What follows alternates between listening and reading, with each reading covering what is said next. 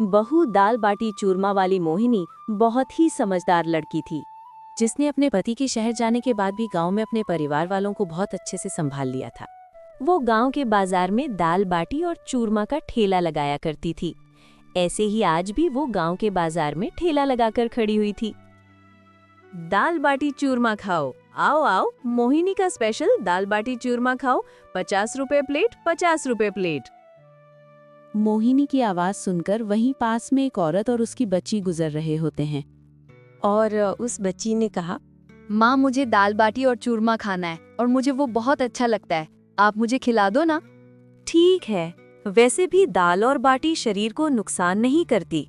चल मैं तुझे थोड़ा सा खिला देती हूँ, लेकिन उसके बाद बिल्कुल भी जिद मत करना, सीधा घर जाकर सो जाना।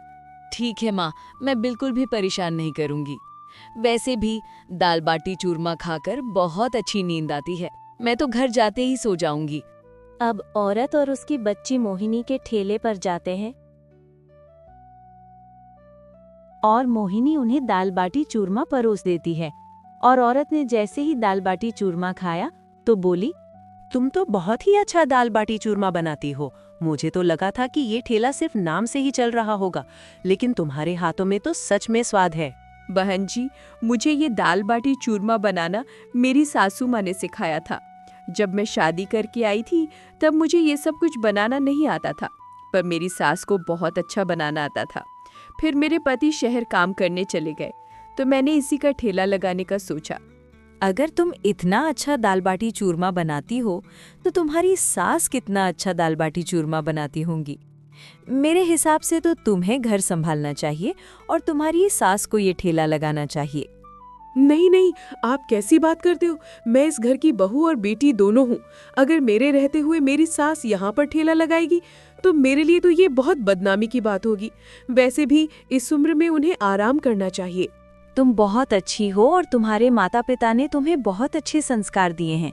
अच्छा, मैं चलती हूँ। अब मोहिनी ऐसे ही सुबह से शाम तक ठेला लगाती है और उसके बाद रात के समय ठेला लेकर घर जाती है। और उसकी सास शोभा ने कहा, क्या बात है बहू, आज तेरा काम अच्छा खासा हो तो गया ना? चल गया है। आज की कमाई से आपकी 2 दिन की दवाई आ जाएगी और कुछ दिनों का दाल बाटी चूरमा का सामान भी आ जाएगा। अच्छा बहू, तो अब मैं तेरे लिए खाना लगा देती हूँ। तो बहुत ज़्यादा थक गई होगी ना, सारा दिन ठंड में दाल बाटी चूरमा का ठेला लगाकर खड़े खड़े। अब शोभा जाकर खाना गर्म करने लगती है और मोहिनी हाथ मुंह धोकर आ जाती है। दोनों सास बहू एक दूसरे का सहारा थी और एक दूसरे के साथ रहा करती थी। ऐसे ही खाना खाने के बाद जैसे ही मोहिनी अपनी थाली उठाकर उठने लगती है कि तभी उसे चक्कर आता है और वो गिर जाती है। और शोभा उसे छूकर देखती है तो कहती है, अरे ये क्या, बहू को तो तेज बुखार है। इस समय तो कोई डॉक्टर की दुकान भी नहीं खुली होगी, मैं क्या करूं? शोभा को कुछ भी समझ में नहीं आता और वो बहू को बिस्तर पर लिटा देती है। पूरी रात शोभा अपनी बहू की सेवा करती है।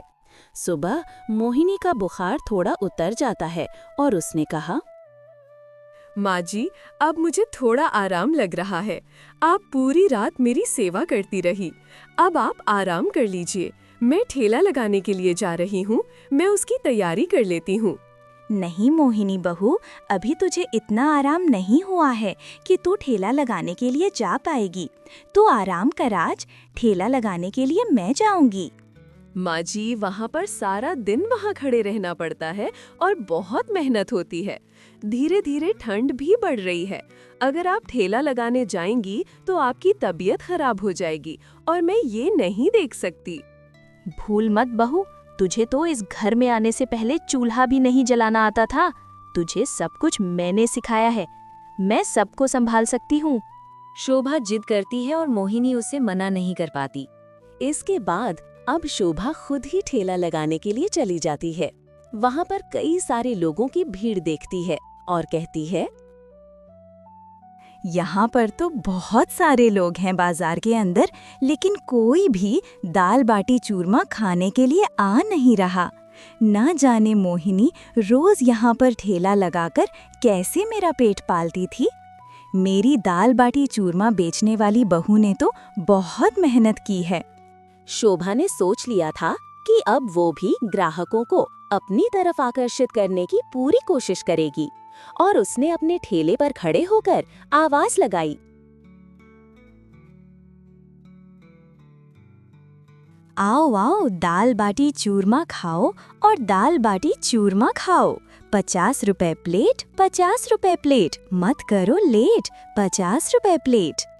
शोभा ऐसे ही चूरमा बेचने की कोशिश कर रही थी, लेकिन कोई भी उसके ठेले पर नहीं आ रहा था, जिसे देखकर वो बहुत ज्यादा परेशान हो जाती है और कहती है, मुझे कोई ना कोई रास्ता ऐसा निकालना होगा जिससे मेरे दाल बाटी चूरमा अच्छे से बिकने लग जाए। मैंने ही बहू को ही बनाना सिखाया था, लेकिन मैंने इसे बेचना कैसा है ये तो कभी बहू से सीखा ही नहीं। ना जाने मेरी बेचारी बहू इन लोगों के बीच में कैसे ये सब कुछ बेच पा रही थी। शोभा बहुत ज्यादा परेशान हो रही थी। उसे समझ नहीं आ रहा था कि कैसे वो अपने ग्राहक बढ़ाएं। तभी उनकी नजर सामने भल्ले पापड़ी का ठेला लगाने वाले प्रमोद पर जाती है, जो कि लोगों को आवाज लगा रहा था।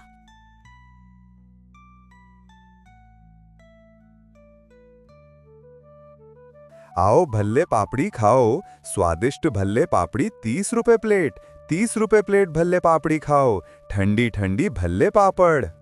ये सब कुछ देखकर शोभा को एक सुझाव आता है और उसने कहा, लगता है अपनी बहू की मदद करने के लिए मुझे भी कुछ ऐसा करना पड़ेगा।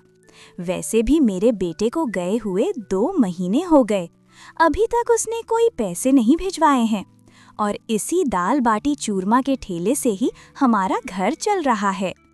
अब शोभा ने भी अपना दिमाग लगाया और सब लोगों के सामने आवाज लगाने लगी, आओ आओ दाल बाटी के साथ चूरमा फ्री खाओ, आओ आओ दाल बाटी के साथ चूरमा फ्री खाओ। और उसके बाद 2 औरतें उसके पास आकर कहती हैं, अरे बहन, ये क्या बोल रही हो? दाल बाटी के साथ में चूरमा मुफ्त में खिला रही हो? ये तो बहुत अच्छा मौका है। मुफ्त की चीज किसको बुरी लगती है? चल बहन, 50 की तो दाल बाटी खा लेते हैं। हाँ बहन जी, मैं आप दोनों के लिए अभी गर्मा गर्म दाल और बाटी लगा देती हूँ, फिर आपको चूरमा भी मुफ्त में दूंगी।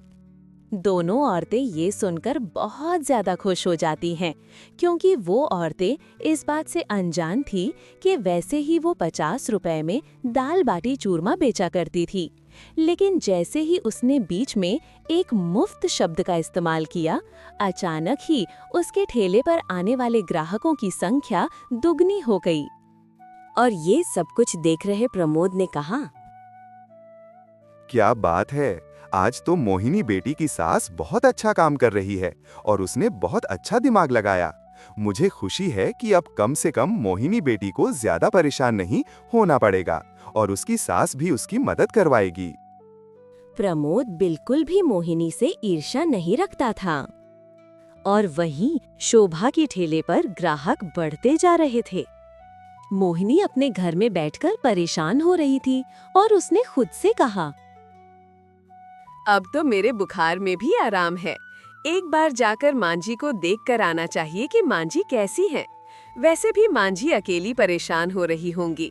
ठेले पर ज्यादा ग्राहक तो आते भी नहीं हैं, लेकिन खड़े खड़े उनके पैरों में दर्द हो रहा होगा। कम से कम उनके लिए टेबल लेकर चली जाती हूँ। अब मोहिनी अपने घर में झोपड़ी के अंदर रखा हुआ टूटा फूटा स्टूल उठाती है और उस ठेले की तरफ लेकर जाने लगती है। लेकिन जैसे ही वहां जाती है तो देखकर हैरान हो जाती है कि वहां पर दाल बाटी चूरमा खाने के लिए लोगों की भीड़ लगी हुई थी। और तभी मोहिनी अपनी सास को आवाज लगाते हुए सुनती है, आओ आओ दाल बाटी के साथ चूरमा मुफ्त खाओ, आओ आओ दाल बाटी के साथ चूरमा मुफ्त खाओ, 50 रुपए प्लेट, 50 रुपए प्लेट, मत करो लेट, 50 रुपए प्लेट। मोहिनी सुनकर हैरान हो जाती है और उसे सब कुछ समझ में आ जाता है कि उसकी सास ने थोड़ी सी दिमाग का इस्तेमाल किया और फ्री शब्द का इस्तेमाल करके अपने ठेले पर ग्राहकों की संख्या को कई गुना बढ़ा दिया था। अब मोहिनी भी अपनी सास के बगल में खड़ी हो जाती है और साथ में आवाज लगाने लगती है।